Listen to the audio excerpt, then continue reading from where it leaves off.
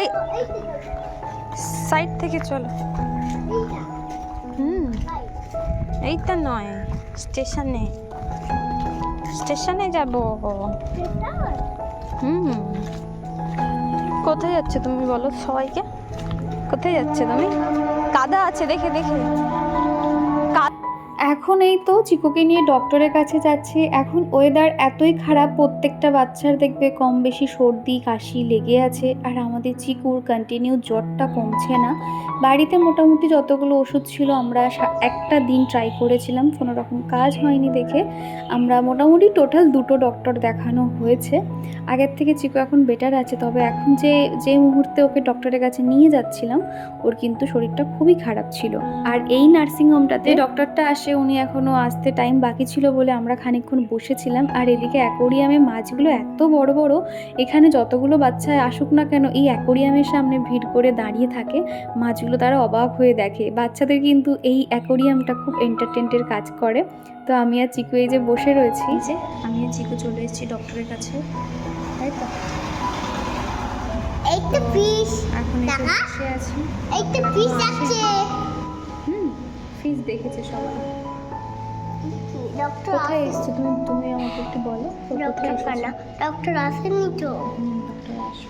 বাড়িতে এসেই আগের দিন রাত্রিবেলা ঘুগনি করেছিলাম, তো সেটা দিয়ে এখন ঘুগনি মুড়ি খেয়ে নিয়েছি। আর এখন করে না রাত্রিবেলা একদমই ঘুম হয় না। চিকুর ধরো জ্বর আসছে, বারবার ওঠে, জল চায়, তারপর এটা ওটা বলে, তো সেই জন্য আর কি ঘুমটা ঠিকঠাক হচ্ছে না। তো যাই হোক, আজকে সকালে আমি না একেবারে দুপুরের খাবার বানিয়ে নিয়েছিলাম। একটুখানি মিক্সড ফ্রাইড রাইস করেছিলাম আর চিলি চিকেন করেছিলাম। এই বৃষ্টির ওয়েদারে দেখবে একটু এই সমস্ত খেতে বেশ ভালোই লাগে। আর এই দুটো কম্বিনেশন কিন্তু চিকুর পাপার ভীষণ ফেভারিট, সেই জন্য সকাল সকাল বানিয়ে নিয়েছিলাম। দেখতে পাচ্ছ, দেখতে যত সুন্দর হয়েছিল খেতে কিন্তু দুর্দান্ত হয়েছিল। তারপরে এই যে সকালে টিফিন করে নিয়েছি, তবে ঘরের কাজে একটা কিচ্ছু হাত দিতে পারিনি। সকালবেলা উঠেই সোজা চলে গেছিলাম ডক্টরের কাছে, আর তারপরেই ফিরে এসে সমস্ত কাজগুলো করছি। এখন এই যে প্রথমে বিছানাটা পরিষ্কার করে গুছিয়ে নিয়েছি। রান্নাঘরটা এখনও পর্যন্ত অগোছালো হয়ে আছে, সেটা এখনও গুছিয়ে উঠতে পারিনি। রান্নাঘরটাও পরিষ্কার করে নেব। সকালের যে মেন বড় কাজ সেই দুটো হয়ে গেছে। চিকুর পাপা ঠাকুর পুজোটা সেরে দিয়েছে, আর আমার তো রান্নাবান্না হয়ে গেছে, তার জন্য অনেকটাই সুবিধা হয়েছে। আর এখন এদিকে বিছানাটা ক্লিন করে চলে এসেছি রান্নাঘরে। বেশ কয়েকটা বাসন কোসন আছে, সেগুলোকে এখন মেজে এই ঝুড়ির মধ্যে জল ঝরাতে দিয়ে দেবো। মাঝে 2-3টে দিন ভিডিও গ্যাপ হয়ে গেল। আমার না ভিডিও না দিতে পারলে ভীষণ মন খারাপ লাগে, আর তোমরা অনেকেই আছো আমার ভিডিওর জন্য অপেক্ষা করো। তবে কি জানো তো, আমি যেহেতু এখন একদিন পর ভিডিও দিচ্ছি, তার উপরে চিকুর শরীরটা খারাপ, সেই নিয়ে একদিন অফ গেল, তার মধ্যে আমারও একদিনকে ভীষণ পেট ব্যথা করছিল, যার জন্য আমি সেভাবে আর ভিডিও এডিট করা কিংবা ভয়েস ওভার করা টোটালি কিচ্ছু করতে পারিনি। সেই জন্য এখন আজকে ভাবলাম যে না, পোস্ট করতেই হবে। আর রূপসা আমাকে কমেন্ট করেছো যে চিকু কেমন আছে, তোমরা কেমন আছো, তোমার উপরে আমার খুব রাগ হয়েছে, আমার কমেন্ট তুমি রিপ্লাই দাও না কেন গো। আর কোনো দিন কমেন্ট করবো না ভিডিওতে আমার নামটা নিও, আর লিকুইডটা কিভাবে বানালে বলো। প্রথমে বলি, তুমি এই যে লিকুইড বানানোর কথাটা বলেছো, আমি তোমার এই কমেন্টের রিপ্লাইটা করিনি, তাছাড়া কিন্তু প্রত্যেকের কমেন্টের রিপ্লাই করি। আসলে কি বলো তো, তোমরা ধরো আজকে একটা কমেন্ট করলে ভিডিওতে, কালকের ভিডিও কিংবা তার 2টো ভিডিও পরপর অন্তত দেখলে তোমরা তোমাদের কমেন্টের রিপ্লাই পাবে। হয়তো তোমরা আজকে দেখলে, কাল হয়তো ভিডিওটা স্কিপ করে গেলে, তখন কি হয় তোমরা বুঝতে পারো না যে আমি ভিডিওতে তোমাদের কমেন্টের রিপ্লাইটা করছি। আর এই লিকুইডটা কী দিয়ে বানিয়েছি সেটাও তোমাদেরকে বলে দেবো, খুব সহজে তোমরা বাড়িতেও আজকে বানিয়ে নিতে পারবে। তো যাই হোক, আর একদমই রাগ করো না, একটুখানি ভিডিও দেখলে বুঝতে পারবে আমি প্রত্যেকের কমেন্টে রিপ্লাই কিন্তু করি।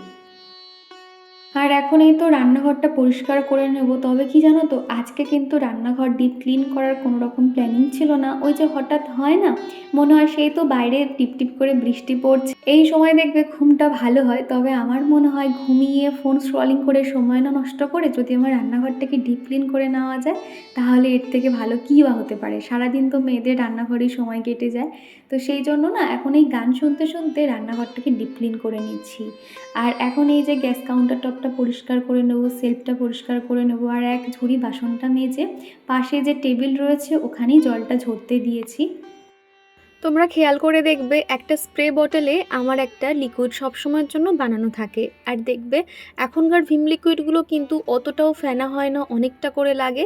তো সেই জন্য এরকম একটা লিকুইড বানিয়ে রাখলে কি হয়, অনেক কিন্তু কাজের, টাইলস থেকে শুরু করে গ্যাস, তারপর সিঙ্ক এরিয়ার টাইলস সমস্তটাই কিন্তু খুব ভালো করে পরিষ্কার করা যায়। আর এই যে লিকুইডটা আমি কিভাবে বানিয়েছি তোমাদেরকে বলে দিই।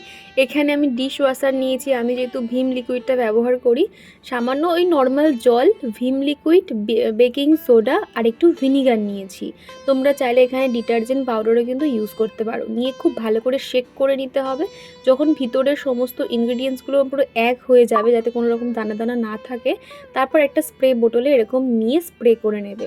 আর অনেকটা তেল চিটচিটে পড়লে তোমরা খানিকক্ষণ স্প্রে করে রেখে দেবে। আর আমার যেহেতু অতটাও তেল চিটচিটে হয়নি এখনও পর্যন্ত, যেহেতু আমি প্রত্যেক দিন হালকা হাতে পরিষ্কার করে নিই, সেই জন্য আমি স্প্রে করার সাথে সাথেই কিন্তু মুছে নিয়েছিলাম। এখানে কাপড় দিয়ে, একটা সুতির কাপড় দিয়ে খুব ভালো করে মুছে নিয়েছি। আর তোমাদের যাদের রান্নাঘরটা অনেকটা তেল চিটচিটে পড়ে গেছে, তোমরা কিন্তু স্কচ ব্রাইট ব্যবহার করবে, তাহলে দেখবে ওই যেদি তেল চিটচিটে ভাবটা থাকবে না, একদম পরিষ্কার হয়ে যাবে। তারপর একটু শুকনো কাপড় দিয়ে মুছে নেবে। এইভাবেই কিন্তু আমরা রান্নাঘরে জানালার যত্ন করতে পারি। আর এদিকে এই যে দেখতে পাচ্ছ, আমি এখানে এরকম একটা DIY বানিয়েছিলাম। যদিও অনেকগুলো সাইডে এরকম গুলো উঠে গেছে। এগুলো হচ্ছে কি বাদামের খোসা দিয়ে করেছিলাম। তো সেইগুলো না একটু দেখছি কি তেল চিটচিটে পড়ে গেছে, সেই জন্য ওই লিকুইডটা স্প্রে করে দিয়েছি। দিয়ে এরকম একটা টুথ ব্রাশ দিয়ে প্রত্যেকটা জায়গা ঘষে নিচ্ছি। যতই হোক রান্নাঘরে তুমি যাই রাখো না কেন, তেল চিটচিটে কিন্তু পড়বেই, সে চিমনি থাকুক আর অ্যাডজাস্ট ফ্যান থাকুক। আমার এই রান্নাঘরে যদিও অ্যাডজাস্ট ফ্যান রয়েছে, তাও কিন্তু অনেক তেল চিটচিটে পড়ে। প্রত্যেক দিন হালকা হাতে পরিষ্কার করে নিই বলে অতটাও মালুম হয় না, ওই হালকা ফুলকাভাবে করলেই হয়ে যায়। আর গ্যাসের পাশেই আমার একটা ছোট্ট সেলফ রয়েছে, তার মধ্যে এই কন্টেনারগুলো রাখা হতো, বোল। এই কাঁচের বোলগুলো না দেখতেও যেমনি সুন্দর আর বেশ ভালোও লাগে, তবে মাঝে মধ্যে ভয় লাগে হাত স্লিপ খেয়ে পড়লে পুরো ভেঙে যাবে, একটু সাবধানে করতে হয়। তো এগুলোর ওপরও একটা হালকা ধুলোর আস্তরণ পড়েছিল, তো সেই জন্য এটাও পরিষ্কার করে নিচ্ছি। আমি যে লিকুইডটা বানিয়েছি সেগুলো প্রত্যেকটা জায়গায় স্প্রে করে দিয়ে সুতির কাপড়টা দিয়ে মুছে নিচ্ছি, তাহলে না একদম পরিষ্কার হয়ে যায়।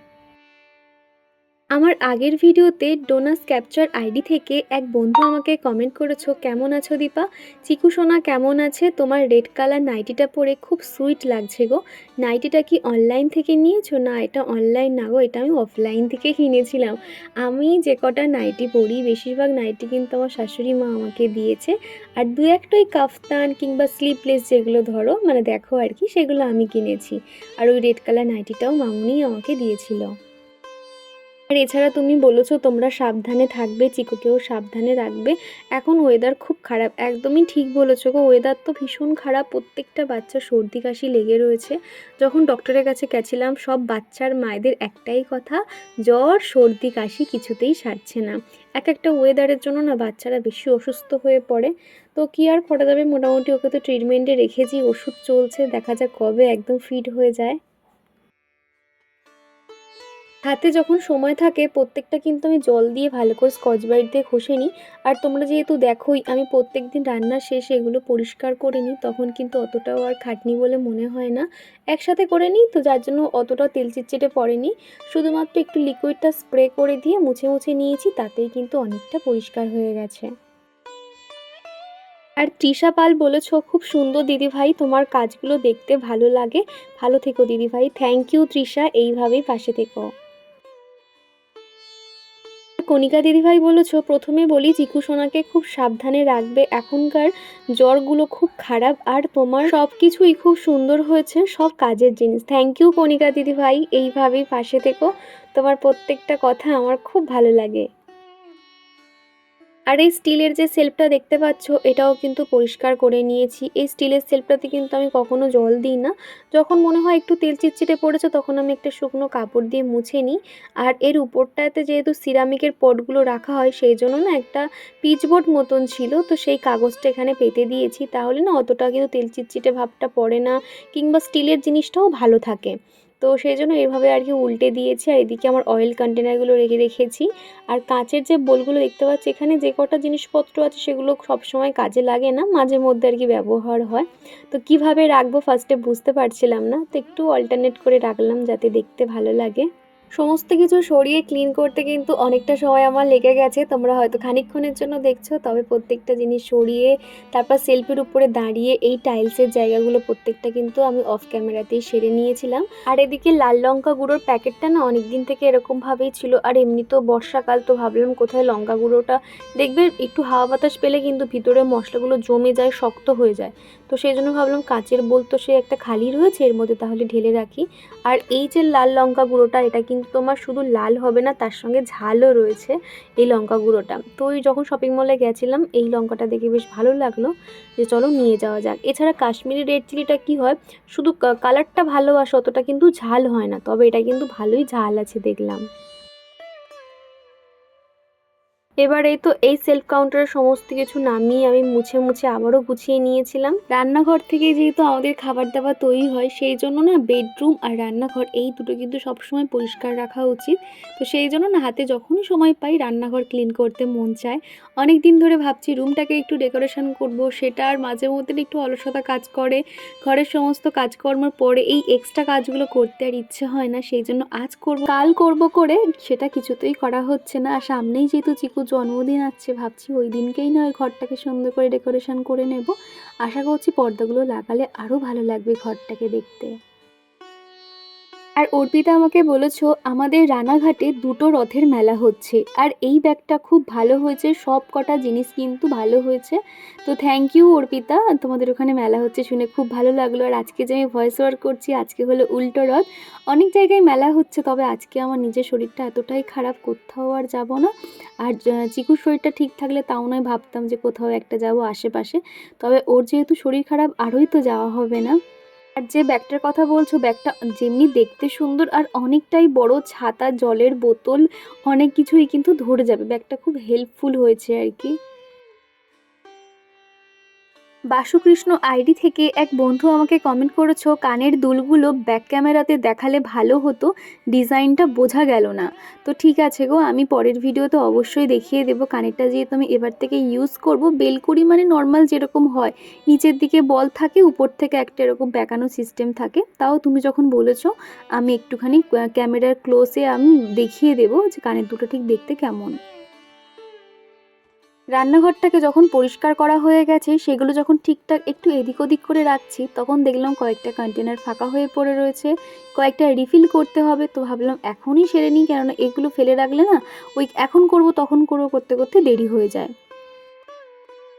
পায়েল দিদিভাই বলেছো আগে বলি চিকুকে সাবধানে রাখবে, কারণ এখনকার বর্ষাকালে জলের পরিবর্তন হয়, যার জন্য বাচ্চাদের শরীর অসুস্থ হয়ে পড়ে। আমিও এই রকমের স্টিকার কেনার খুব নেশা ছিল, এখনও বাপের বাড়িতে আলমারিতে চেটানো আছে। তোমার এই বেলকুড়ি কানের দাম কত নিয়েছে? প্রথমে জানাই অসংখ্য ধন্যবাদ এবং অনেক ভালোবাসা চিকুর জন্য যে এতটা চিন্তা করেছো। তবে চিকু আগের থেকে অনেকটাই ভালো আছে।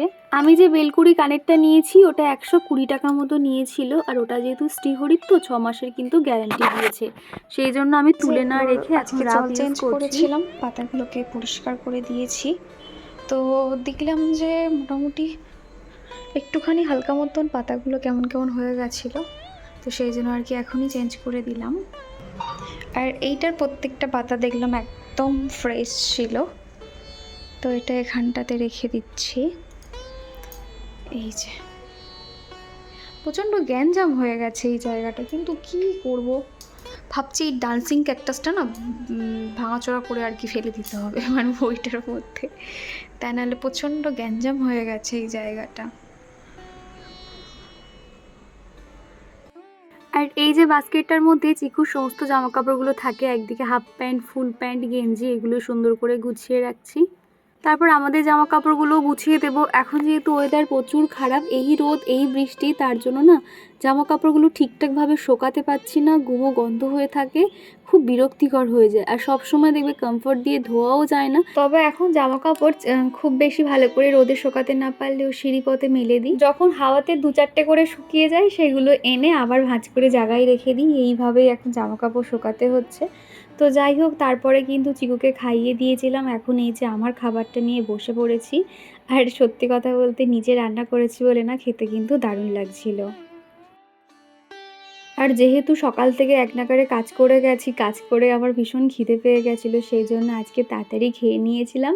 তারপর রান্নাঘরে টুকটাক কাজগুলো সেরে আমি আবার স্নান করেছিলাম। আর কি জানো তো, স্নান করার পর দেখবে ওই রান্নাঘরে বাসন কাজগুলো হাত দিতে ইচ্ছে করে না, মনে হয় যেন যা কিছু কাজ আছে সেগুলো স্নানের আগে করে নেব। স্নানের সময় যেহেতু মুখে ফেস ওয়াশ দিয়েছিলাম, আমি মামা আর্থের ফেস ওয়াশটা ব্যবহার করি। তো তারপরে আর কি প্লামের এখানে আমি একটা রোজ টোনার দিয়ে দিলাম। তোমরা কেউ একজন জিজ্ঞাসা করেছিলে আমি কিসের টোনার ব্যবহার করি, সেটা হলো প্লামের রোজ টোনারটা ব্যবহার করি। যে কোনো প্রোডাক্ট মুখে অ্যাপ্লাই করার 2 মিনিট পর অন্তত সেকেন্ড প্রোডাক্ট লাগাতে হয়। আর আমার হাতে যেহেতু এখন টাইম নেই, সেই জন্য আমি একটু এই যে ছোটো পাখাটা দিয়ে স্কিনটাকে একটুখানি ড্রাই করে নিয়েছিলাম। তারপর এখানে সেটাফিলের যে ময়শ্চারাইজারটা রয়েছে সেটা এখন অ্যাপ্লাই করে নেব। মোটামুটি সেটাফিলের ছোট্ট একটা টিউব কিনেছিলাম, প্রথমবার যেহেতু এটা ট্রাই করছি, তো দেখলাম ভীষণ ভালো একটা ময়শ্চারাইজার, বিশেষ করে আমার জন্য তো খুব বেস্ট। শীতকালে আমার স্কিন, এমনিতেও আমার স্কিন ড্রাই স্কিন, আর শীতকালে প্রচণ্ড ড্রাই হয়ে থাকে, সেই জন্য আমি এই ময়শ্চারাইজারটা ইউজ করি। এবার ডক্টর রাসেলের আমি এই সানস্ক্রিনটা ইউজ করছি। তোমাদের মতো অনেকেই জিজ্ঞাসা করেছো আমি কি সানস্ক্রিন ইউজ করলাম।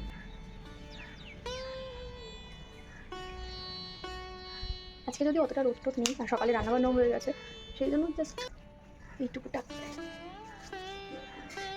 তো মুখের সঙ্গে খুব ভালো ব্লেন্ডিং হয়ে যায় এই সানস্ক্রিনটা। আর তারপরে এখন ঠোঁটে লিপ বামটা দিয়ে নিচ্ছি। তো এখন কাজল ইউজ করছি, হুডা বিউটির একটা কাজল। ছোট থেকেই আমার কাজল আইলাইনার ভীষণ প্রিয় বলতে পারো। কোথাও একটা যাওয়ার হলে কিছু না পরি অন্তত কাজল আর আইলাইনার পরতাম। তবে কয়েক বছর হলো আইলাইনারটা পরতে আর ইচ্ছে করে না, কাজল পরি আর কি। কাজল আবার কি সমস্ত চোখে কিন্তু দিই না, ওই শেষের দিকটা একটুখানি দিয়ে দিই মোটা করে, ওটাই যেন ভালো লাগে। আর যখন কোনো অনুষ্ঠান থাকে বা কোথাও ঠাকুর পুজো দিতে যাই বাইরে কোথাও, তখন না ওই আইলাইনার দিয়ে চোখের উপরের নিচে না পুরো পুরো ভরে দিই, যেটা মোটা করে আর কি কাজল পরার মতন, বেশ ভালোও লাগে ওটা দেখতে।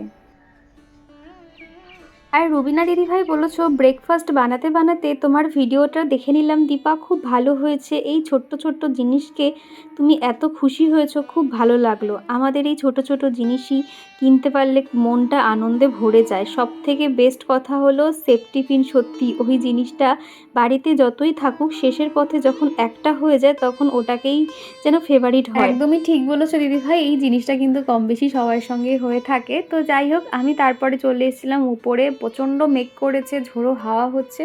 তো ভাবলাম কোথায় ঝমঝমিয়ে বৃষ্টি চলে আসবে, এর থেকে আমার আধ শুকনো জামা কাপড়গুলো নিচে নামিয়ে চলে আসি। আবারও তোমাদের সঙ্গে দেখা হচ্ছে সেই রাত্রিবেলা। ঘড়িতে এখন ওই 10:30 পৌনে 11টা মতন বাজবে। রাতের খাওয়া দাওয়া কমপ্লিট করে নিয়েছি।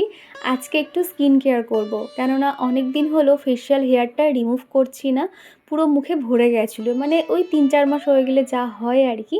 যদিও কোনো অকেশান আমার ছিল না, তাও মনে হলো যে না একটুখানি হয় না, নিজের কাছে নিজে সবসময় রেডি ফিটফাট হয়ে থাকলে মনটা এমনি ভালো লাগে। তো সেই জন্য আমি এখানে রেজার নিয়ে নিয়েছি আমার ফেশিয়াল হেয়ার রিমুভ করার জন্য। এই রেজারটা আমি অনলাইনে অর্ডার করেছিলাম, তোমরা অনেকেই দেখেছো। তো রেজার মুখে অ্যাপ্লাই করার আগে কিন্তু খুব ভালো করে তোমরা নারকেল তেল ইউজ করে নিতে পারো, কিংবা তেল জাতীয় কিছু ইউজ করতে পারো, বা অ্যালোভেরা জেল ইউজ করতে পারো।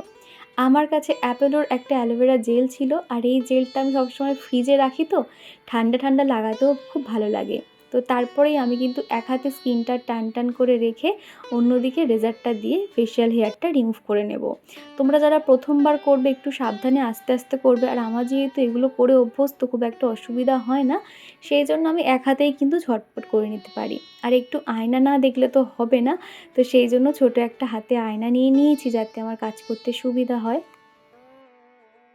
মুখের ফেশিয়াল হেয়ারগুলো রিমুভ করার পর না মুখটা এতটা ফ্রেশ লাগে কি বলবো। আর এমনিতেও দেখবে হালকা ফুলকা মেকআপ করলেও মেকআপ বেসটা খুব ভালো হয়, স্কিনটা বেশ একটা গ্লোয়িং ভাব তো থাকেই, আর মেকআপও ভীষণ ফ্ললেস হয়।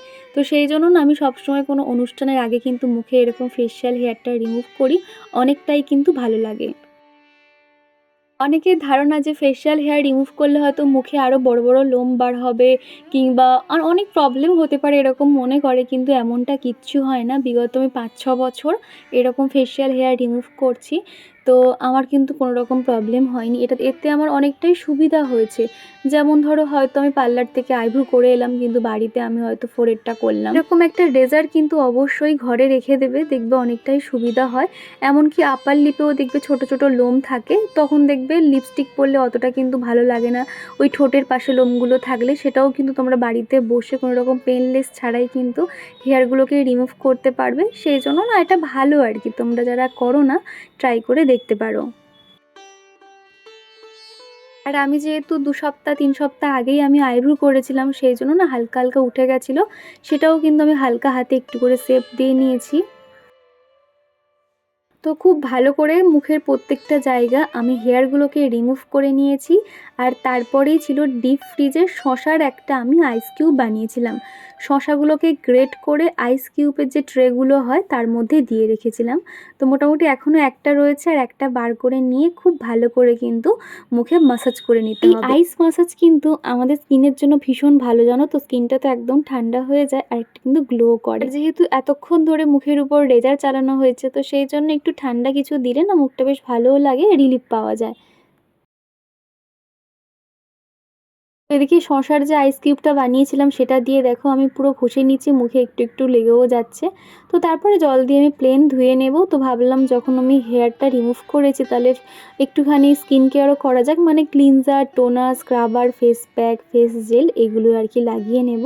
আর দেখো আমি এতটাই ক্লিনজিংটা ব্যবহার করি, আয়োডের ক্লিনজিংটা ভীষণ ভালো। তো মোটামুটি আমার শেষের পথে আরোই একবার মতন হয়তো হবে, খানিকটা মতন ছিল। তো খুব ভালো করে মাসাজ করে নিয়েছি। তারপর কিন্তু ক্লিনজারটা ধোবো না, এর উপরেই আমি এভারুইথের একটা স্ক্রাবার করে নিচ্ছি। হালকাভাবে স্ক্রাবিং করব। আর এদিকে আমি শুধু টাইম দেখছিলাম যে আমার দেরি হয়ে যাচ্ছে না তো। সকালে যেহেতু ওঠার একটা মানে চিন্তা থাকে না, যে সকালে তাড়াতাড়ি উঠতে হবে, সেরকমই আর কি। আর স্কিন কেয়ারে আমি কি কি প্রোডাক্ট ব্যবহার করছি একটু পরেই সমস্তটা তোমাদেরকে দেখিয়ে দেবো, কেননা তোমরা অনেকেই জিজ্ঞাসা করো, আমার বেশ ভালোও লাগে তোমরা জিজ্ঞাসা করলে। তো সেগুলো আমি একসঙ্গে দেখিয়ে দিচ্ছি, তোমাদের তাহলে বুঝতে সুবিধা হবে। আর আমি যেহেতু ফেসিয়ালের সমস্ত মাসাজ জানি, আমি বিয়ের আগে বিউটিশিয়ান, এমনকি আমি বিউটিশিয়ান কিন্তু কাজ শেখাতাম, প্যাডিকিওর, ম্যানিকিওর থেকে শুরু করে হেয়ার কাটিং সমস্তটাই আমি পারি, কোনো রকম অসুবিধা হয় না। তবে নিজের মুখে অ্যাপ্লাইয়ের থেকে অন্য কারো মুখে অ্যাপ্লাই করলে অনেকটাই সুবিধা হয়, আর স্টেপগুলো একদম প্রপারভাবে কিন্তু মানে মানা যায়। তবে নিজের ক্ষেত্রে একটু অসুবিধা হয়ে যায়, এই আর কি। এমনকি আর্জেন্ট কোথাও যাওয়ার থাকলে আমি কিন্তু একা একা সুতো দিয়ে আইব্রো করতে পারি। তো কিভাবে করি যদি তোমরা কেউ কখনো দেখতে চাও অবশ্যই আমাকে কমেন্ট করবে, সেটাও তোমাদেরকে শেয়ার করে দেবো। তো এদিকে ক্লিনজার দিয়ে খুব ভালো করে স্ক্রাবিংও করে নিয়েছি, তারপর জল দিয়ে মুখটা ধুয়ে নিয়েছি। নিয়ে এখানে আমি একটা ফেস প্যাক লাগাবো। তোমরা দেখেছিলে আমি রিসেন্টলি ওই ডক্টর রাসেলের একটা ফেস প্যাক কিনেছিলাম, এই প্রথমবার আর কি ট্রাই করব। মোটামুটি দেখলাম ভীষণ কাজের আর কি, এটা সপ্তাহে 1 থেকে 2 দিন ইউজ করতে হবে, আর চোখের এরিয়াটা একটুখানি বাদ দিতে হবে। মোটামুটি ভীষণ ভালো আর কি, যা রেজাল্টটা দেখলাম আর কি, যে আহামরি তেমন না, ভালো বলতে পারো। মোটামুটি ট্যানটা খুব ভালোভাবেই কিন্তু ক্লিয়ার হয়ে যায়। আমার এই রান্নাঘরে আমি বলেছিলাম স্ট্রিপ লাইট লাগাবো, তো ওটা কোনো মতেই লাগাতে পারছিলাম না, বারবার খুলে যাচ্ছিল। তো সেখানে সুমনা ঘোষ আইডি থেকে দিদিভাই আমাকে বলেছো স্টিকি হুক যেগুলো হয় সেগুলো লাগিয়ে তুমি লাইটগুলো লাগাতে পারো। একদমই ঠিক বলেছো, তবে ওগুলো না দেখতে খুব একটা ভালো লাগবে না। তো আমি এই টাইলসে যাতে লাইটগুলো লাগাতে পারি সেই জন্য আমি অনলাইন থেকে গ্লু গান অর্ডার করেছি। ওটা কিন্তু ভীষণ ভালো, কোনো রকম দেওয়ালে দাগ হবে না, উপরন্তু উঠেও যাবে। ধুয়ে এসেছি, এরপরে আমি ময়শ্চারাইজারটা লাগিয়ে নিচ্ছি। এটা হলো বায়োটিকের অ্যান্টি এজিং ময়শ্চারাইজারটা লাগাচ্ছি। হালকা হাতে খুব ভালো করে মাসাজ করে নিয়েছি। তো স্কিনটা দেখো একদম ক্লিয়ার হয়ে গেল। প্রত্যেক সপ্তাহে না হোক অন্তত মাসে এইভাবে অন্তত হেয়ারগুলো রিমুভ করলে না স্কিনটা অনেকটাই গ্লো থাকে। আর সত্যি কথা বলতে আমি কিন্তু অকেশানেই করে থাকি, তবে এখন যেহেতু বাইরে ঘাটে যেতেই হয়, স্কুলে দিয়ে আসি নিয়ে আসি, তো সেই জন্য না নিজের কাছে একটু যাতে নিজেকে ভালো লাগে সেই জন্য আর কি ফেশিয়াল হেয়ারটা রিমুভ করে নিয়েছি। তো এই যে রাতের মতন স্কিন কেয়ার হয়ে গেছে, দেখো স্কিনটা কতটা ফ্রেশ লাগছে। আসলে ফেশিয়াল হেয়ারের জন্য না মুখটা দেখবে একটা সময় একটা ব্ল্যাক স্পট বলে মনে হয়। তো মোটামুটি লাস্ট কবে আমি ফেশিয়াল হেয়ার রিমুভ করেছি মনে পড়ছে না, আমি যখন কোনো অকেশন থাকে তখনই করি। তবে অনেক দিন হলো, মানে অনেক দিন হলো যে একটুখানি হেয়ারগুলো বেড়ে গেছে এই সাইডগুলো, এই মুখেরগুলো, তো সেই জন্য আর কি এখন ফেশিয়াল হেয়ারগুলো রিমুভ করলাম। তো যাই হোক, চলো আজকের ভিডিওটা আমি এখানেই শেষ করছি। ভিডিওর কোনো অংশ ভালো লেগে থাকলে প্লিজ একটা লাইক করে দিও। তো চলো আজকের মতো টাটা।